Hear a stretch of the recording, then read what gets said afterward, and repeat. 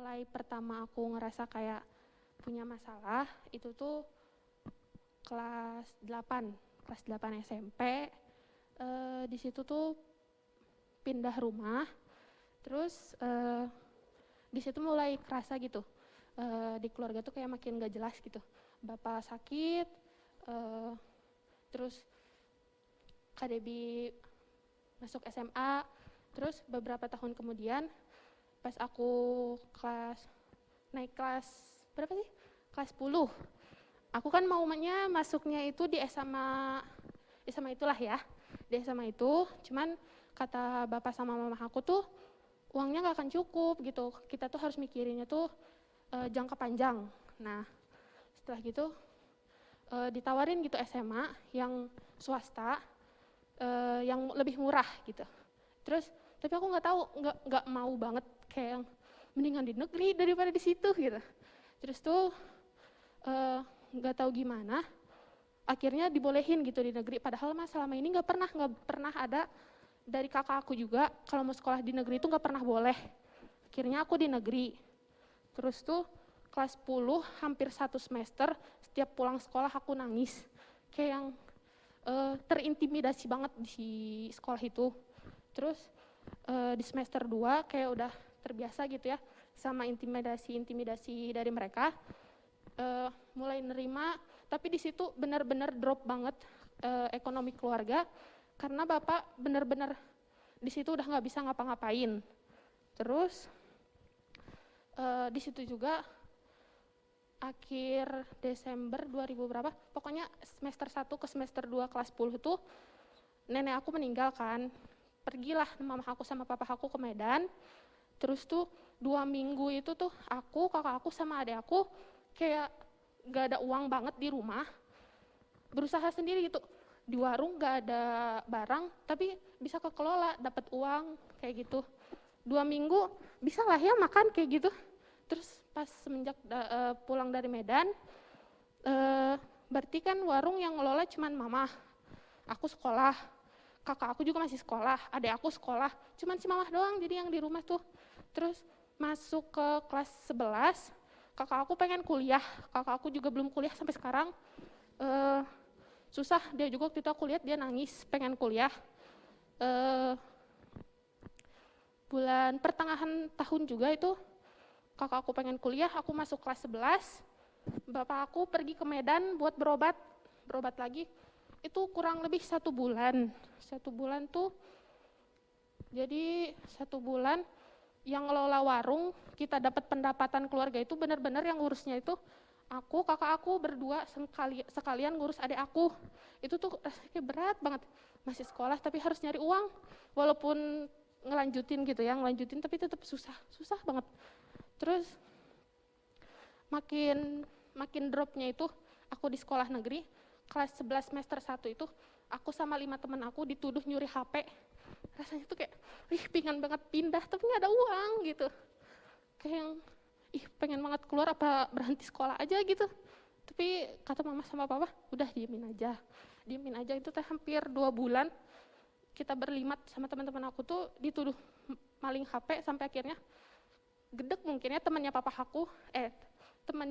papahnya teman aku gedek gitu mau dibawa ke jalur hukum. Tiba-tiba orang yang nuduh kita nyuri HP ini berhenti gitu. Kayak gak tahu, mereka gak berani lagi nuduh kita. Terus lanjut ke tahun berikutnya, berarti tahun lalu awal-awal mulai corona di situ kan kayak yang biasa aja gitu ya. Aku mah jujur aja waktu awal corona mah biasa aja, gak merasa takut sama sekali. Cuman makin lama pas ngerasa gitu, ternyata ngurus ekonomi keluarga itu susah. Terus mendadak bapak harus operasi. Terus habis itu aku naik kelas 12, beberapa bulan kemudian bapak aku operasi lagi, udah 2 kali. Terus habis ke tahun ini bapak operasi lagi, udah 3 kali operasi. Terus aku mulai praktek apa segala macam buat kelulusan kan. Nah habis lulus aku hampir 1 sampai 3 bulan gitu hampir setiap hari berantem terus sama kakakku masalah kuliah lagi. Soalnya aku dari SMP itu punya cita-cita kuliah di luar kota, pengen banget gitu kuliah. Terus maksain gitu ya, sampai si mamah juga bilang ya udahlah jual aja itu tanah yang di Medan biar kamu kuliah. Terus kata aku teh terus aku dulu apa kakak dulu yang kuliah, kata si kakak teh. Gimana ya, pokoknya intinya mah habis karena si mama ngomong kayak gitu akhirnya berantem, hampir setiap hari berantem sama si kakak masalah kuliah. Terus berantem terus sampai pada akhirnya aku nyerah sendiri udah nggak mau mikirin apa-apa lagi. Hidup aku udah kayak yang bangun tidur disuruh bantuin, udah itu tidur main HP gitu aja. Sampai terus tuh aku ingat waktu itu Ferry khotbah apa yang kita pilih dari hari ini itu tuh nentuin beberapa, mungkin besok, seminggu depan atau tahun depan. Aku tuh kepikiran tapi kepikiran doang gitu, cuma nggak ada yang aku lakuin gitu. Terus tuh sampai ke pemuritan ini, terus kan belajar bareng gitu kan. Terus aku tuh sadar gitu, kalian sharing kan waktu itu sama Kak Melati, aku tuh sadar kayak aku tuh pengen apa, mau apa, jujur ke Tuhan, jangan malu-malu sama Tuhan mah gak bakalan kayak yang apa sih maunya kayak gitu, gak akan digituin gitu. Terus tuh gimana ya, nyoba kayak belajar buat minta gitu sama Tuhan, kayak makin lama makin adem gitu di hati teh, kayak ya udah nanti kalau emang ditakdirin buat tahun depan kuliah ya berarti bersyukur aja, seneng gitu, pasti seneng. Tapi kalau emang waktunya buat bantu-bantu di rumah sampai bapak sembuh ya harus bersyukur juga, soalnya ya siapa yang gak seneng kalau bapaknya sembuh gitu. Terus apa ya, waktu yang pelajaran terakhir itu yang menempatkan Tuhan di semua aspek kehidupan, itu tuh udah mulai aku lakuin sedikit-sedikit.